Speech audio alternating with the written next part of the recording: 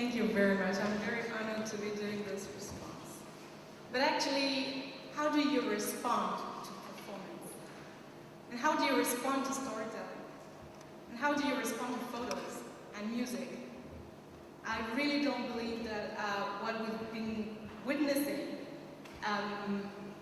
this philosophical, slow happening object, don't know how to call it, is a set of arguments I should dispute. So I reacted as I normally do when I'm faced with a performance, storytelling, that is to say as an audience, with my critical feelings and my ethical imagination. And what came up was a title, The Verbal Caress. So in 2004, I first came across Alphonso Lingis' philosophy when I was writing on Lévinas and contemporary British theatre under the supervision of Elisabeth Angèle-Pérez. Alphonso Lingis had translated Lévinas' major works into English, and I often had to use his translations to quote Lévinas in English. One day, I went to a conference in the city of Tainan in Taiwan, where I presented a paper for the International Association of Philosophy and Literature, directed by Professor Hugh Silverman. Lingus was invited as the guest keynote speaker, and I realized with some amusement that he was not only a talented translator, but that he had been writing major original books and performing them with strange music and dim lighting. I then became helplessly intrigued by his writing, as I had been by Lévinas' hypnotic philosophical style. There was the same Penelope writing, the same wavy weaving back and forth, like Amaranth's shroud, this death cloth of words that were said and then unsaid. A very curious and enticing manner of writing philosophy with distinct style and unheard voices. Lévinas' texts were a perpetual subtext in my reading of Lingus' writing. I hear infrasounds of Lévinas' accents and other ghostly voices too when I read any text by Lingus. From the imperative to violence and splendor, from the community of those who have nothing in common to dangerous emotions. This plural writing seems inherent to his texts, which I have baptized perfotexts. Texts that expose their vulnerable, touching edge to a potential witness that they sometimes address directly as you. Just like Lévinas, Lingus' text is literary. I take this term in the sense that Jean-Luc Nancy explores in his preface to Lévinas' until recently unpublished volume, Eros, Littérature et Philosophie, entitled, the preface, L'intrigue littéraire de Lévinas.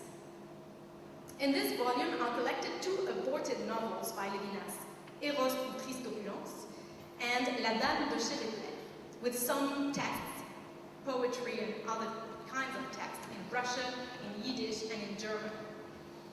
In their philosophy, shall I do that?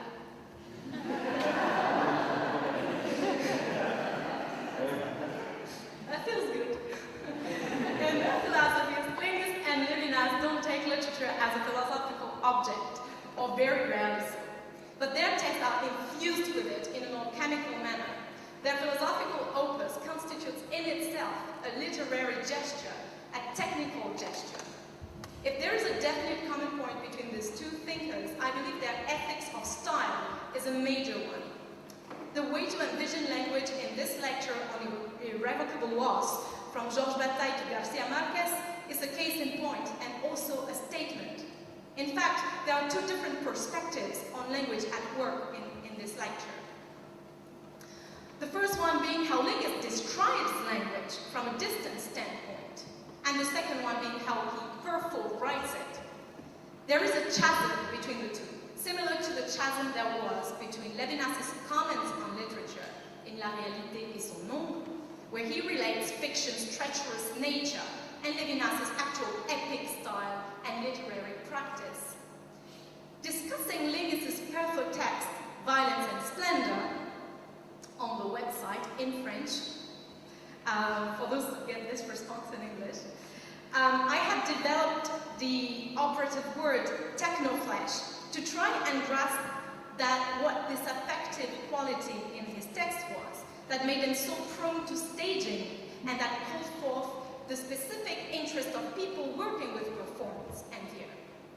Lingus' storytelling lets us hear a different voice within language itself, a dissonant, caressing wavelength that distinguishes itself from the capturing, seizing ability of concepts.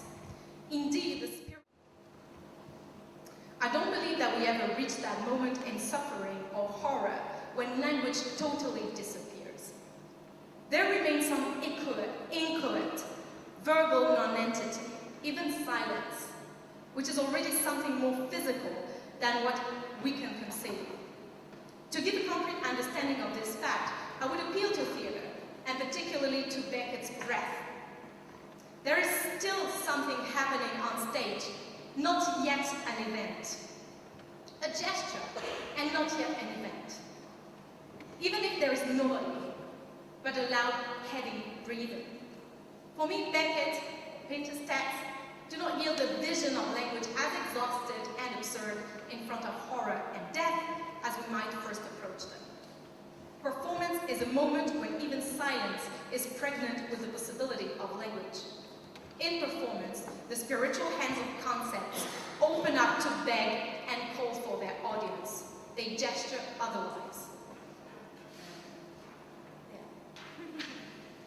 Mourning, like performance, is an extreme stretch in time and affect, when our perception of time deforms to welcome radical otherness, when something of the other is still hanging about us, something that we must address and answer for, like Hamlet. Maybe performance happens to expose physically those deformed, diffracted, interfering temporal moments, this breach in conceptual time. In moments like mourning, only fiction, songs, poems, drawing, and painting on maps, only performance and rituals seem potent enough for our ears and hands to bear the pain and the loss without letting ourselves dissolve into the black void. Because as Lingus says, they make us concentrate even more on the person whom we lost. This word, concentrate, is strange, but fascinating, in that it singles out the active mood of our brain at this very extreme moment, this tuning in with otherness, a mood similar to what we experience when we are creative, both of total concentration and openness. The only thing that makes the pain less intolerable is this state of flow, this dilatation in time. And I'm borrowing this idea of flow from the Hungarian psychologist Mihaly Csikszentmihalyi. He defines it as the sense of duration of time is altered. Hours pass by in minutes, and minutes can stretch out to seem like hours. And I think we kind of experienced this in Lingus' storytelling. And this mood of flow, of active active passivity of the brain, might be contagious. For me, this might also translate into an audience experience. The state of extreme concentration is also what we find in the pathological disorders Lingus describes about Colonel Aureliano Buendia in Gabriel Garcia Marquez's 100 Years of Solitude, when our thoughts and looks are literally absorbed through another time channel. The state of concentration or absorption into otherness is best described by Garcia Marquez himself at the beginning of the novel. I quote, "Something occurred inside of him then, something mysterious and definitive that uprooted him from his own time and carried him adrift through unexplored regions of his memory." End of quote. Stories, performance, and rituals reveal our capacity for substitution. They make us capable of slipping under the other's skin, of stepping out of our own timeline, which Lingus translates in his book, The Community of Those Who Have Nothing in Common, as contracting another's form, or transubstantiating. Verbal catharsis can also be approached as the opposite and the fencing counterpart to verbal violence, offenses, and insults. But they are not as easily produced as insults, because they aim at creating encounters. Something more than the ability to craft entertaining stories is at stake in literary technique. What does literature create exactly that ethical philosophy might want to single out and perform? The literary gesture performs an encounter. What is important is character, even the disappearance of character, as in Martin Amis' Night Train, or as in Crimp's attempts on her life. A landscape or a castle can be a character. In this respect, Lingus often blends real physical encounters with literary encounters, as though there were no substantial difference between meeting a real and a literary person, and a fictional person. The beings concerned still have to answer for them by performing something. That is to say, welcoming, hosting, helping, addressing, continue reading, witnessing, turning to someone, smiling, etc. Fiction, from literature to performance, sets your brain in a different mode, a mode of thinking otherwise, through the body, opening other channels and levels of perception. This fictional mode enables us to approach death better than concepts, as our brain must reset when it mourns. So to conclude, I would say that as Lingus distinguishes quite clearly between the three different social-cultural gestures, work, performance, and ritual, there seems to be three corresponding states of language. Interestingly enough, Lingus at first evacuated language from ritual, but language seems to resist and reinvest rituals through other channels. That's how I read it and heard it. Through myth, legends, visions, etc. I quote a little passage from this lecture. The close association of behavior and language that we noted in work and in performance is broken in ritual. Actions may become ritualized without language, but then in the gap between the ritual and the real environment is an open space where imagination or visionary states can insert the mythic languages that elaborate other scenes and narratives. About rituals, Lingus also mentions types of rituals that widely differ in degree and intensity.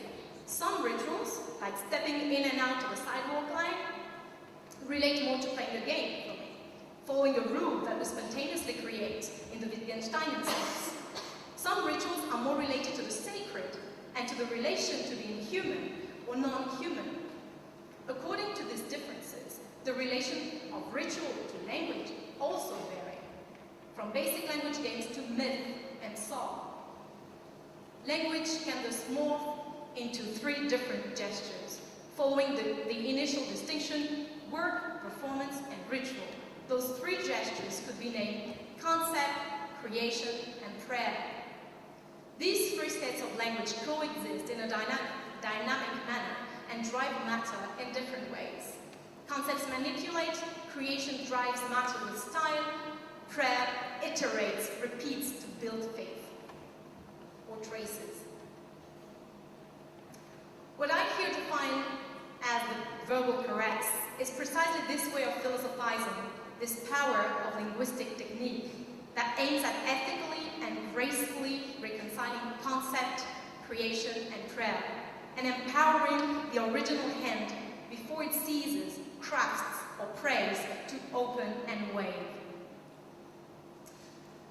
I've included very briefly some summary words in French for the French audience, because I was asked to.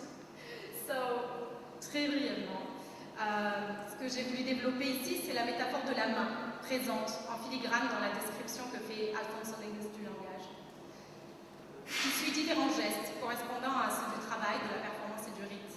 Une main de l'esprit, qui saisit quand le langage crée les concepts et les manipule. Une main qui montre et délimite par la même une scène et un public de témoins. Une main qui prie, invoque, voire ensorcelle. Or, cette même main de l'esprit peut aussi caresser, altérer son geste, changer de style, au prix d'un effort qui doit être au cœur de la philosophie éthique. La philosophie éthique actuelle démontre ce besoin urgent de gestes. Et c'est peut-être ce que l'irruption affirmée de la performance dans le discours philosophique signifie. Attirer l'attention